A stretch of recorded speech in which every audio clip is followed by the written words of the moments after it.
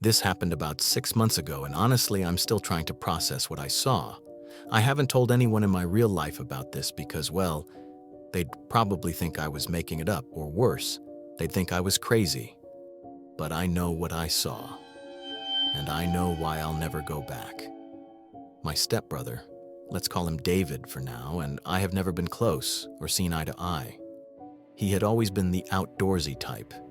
Even when we were kids, he was the one building forts, tracking deer, and talking about how society was too loud. But about 3 years ago, he took it to an extreme.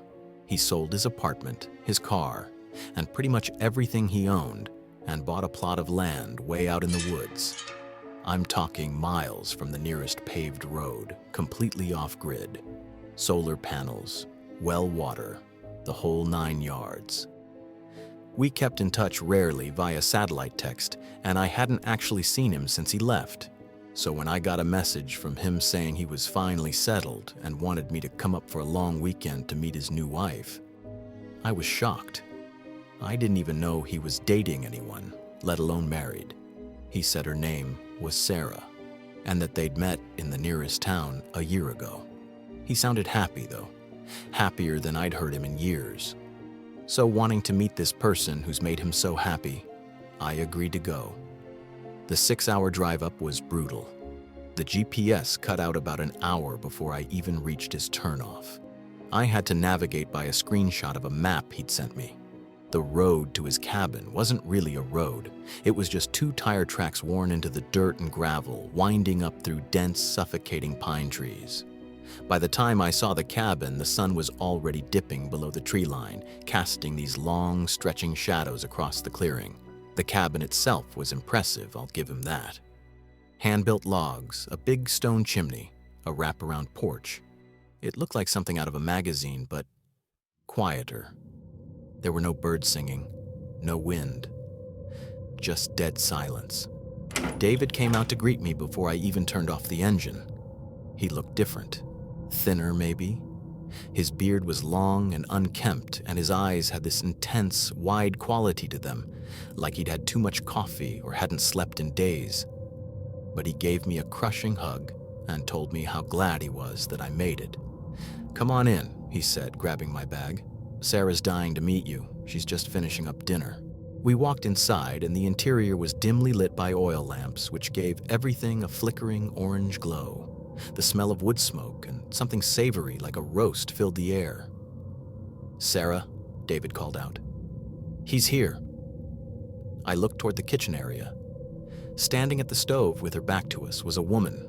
She had long, dark hair that cascaded down her back, wearing a floral sundress that looked a bit old-fashioned, like something you'd find in a thrift store from the 50s. She didn't turn around. She just kept stirring a pot on the stove. "She's a bit shy," David whispered to me, winking. "Give her a minute." I felt a little awkward, but I said, "Hey, Sarah. Nice to meet you." David's told me, well, actually, he hasn't told me much, but I'm glad to be here. She didn't respond, didn't even nod. She just kept stirring.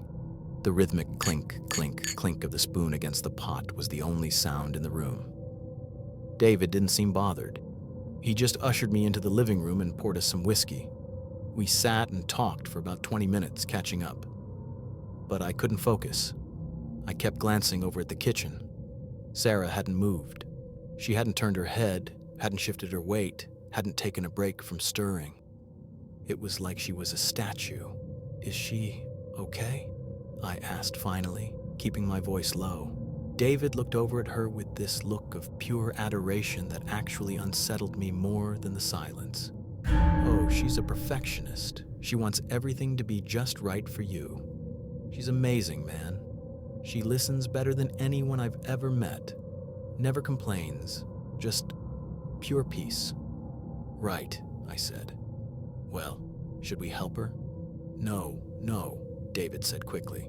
"She hates people in her kitchen. Let's just wait." 10 minutes later, David stood up. "Dinner's ready," he announced, even though Sarah hadn't signaled anything. We walked over to the dining table.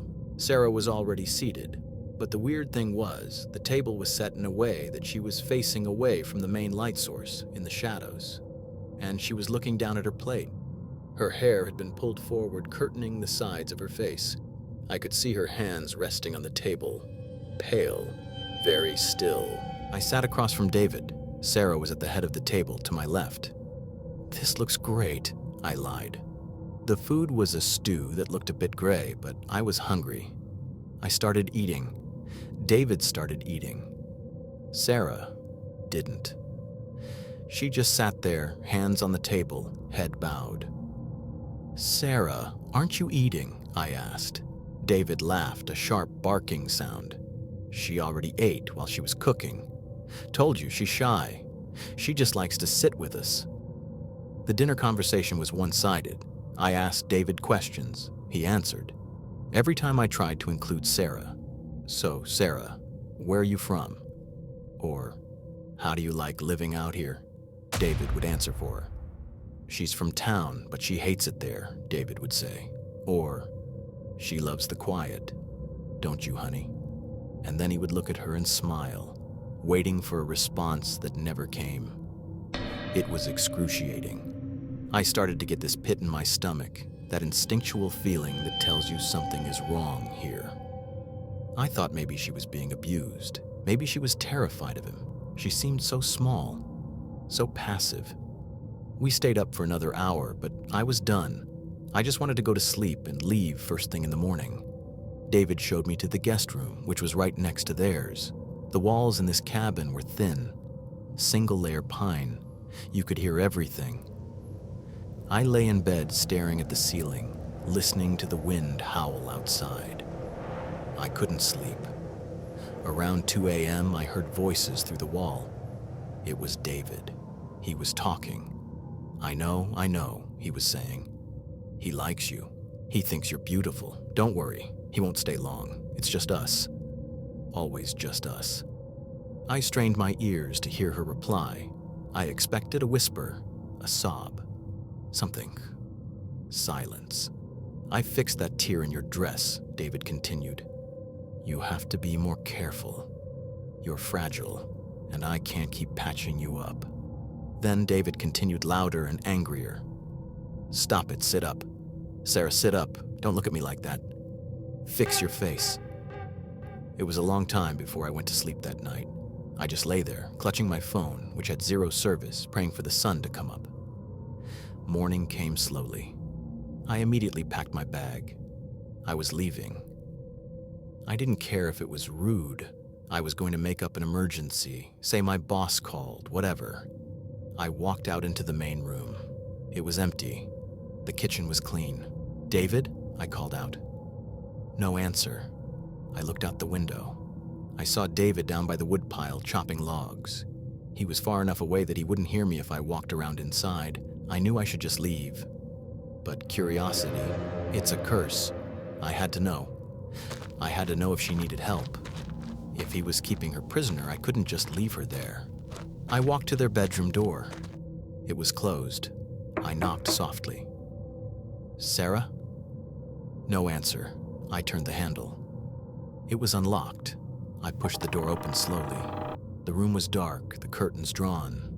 The air smelled stale, like mothballs, and something chemical, like glue. She was sitting in a rocking chair in the corner facing the window. Her back was to me, just like in the kitchen. She was wearing the same floral dress. "Sarah, I'm leaving," I said, stepping into the room. "I just wanted to say goodbye. And look, if you need help, if you want to leave." She didn't move. I took a step closer. "Sarah?" I reached out and touched her shoulder. It was hard, like plastic. I recoiled, my heart hammering in my throat. I grabbed her shoulder and spun the chair around to face me. I screamed. I couldn't help it. It was a mannequin, but it was modified. Her skin was painted a pale, fleshy tone, but it was chipping in places, revealing the white plastic underneath. Her eyes were glass, staring blankly at the ceiling. Her mouth was drawn on with lipstick, a crooked, jagged smile that looked like it had been reapplied 100 times. But the worst part, Stapled to the plastic scalp was real human hair and skin, which I assume was his own. It was patchy, matted, and her hands. He had covered the plastic hands with something. It looked like leather gloves, but then I saw the fingernails. They were real fingernails. He had made her a skin suit, or parts of one. Then suddenly David's voice came from behind me. "She's beautiful, isn't she?" I spun around. David was standing in the doorway. He was holding the axe he'd been using to chop wood. He wasn't angry. He wasn't yelling. He looked calm, disappointed. "I told you she was shy," he said softly. "She doesn't like people touching her." I didn't speak or think. I just ran. I shoved past him. He swung the axe. The handle hit my shoulder, bruising it, but I scrambled into the living room, grabbed my keys, and bolted out the front door. I heard him calling after me as I fumbled with the car door. I peeled out of that driveway so fast I almost wrapped my car around a pine tree. I drove 80 miles an hour down that dirt road, bottoming out my suspension, terrified that I'd see his truck in my rearview mirror.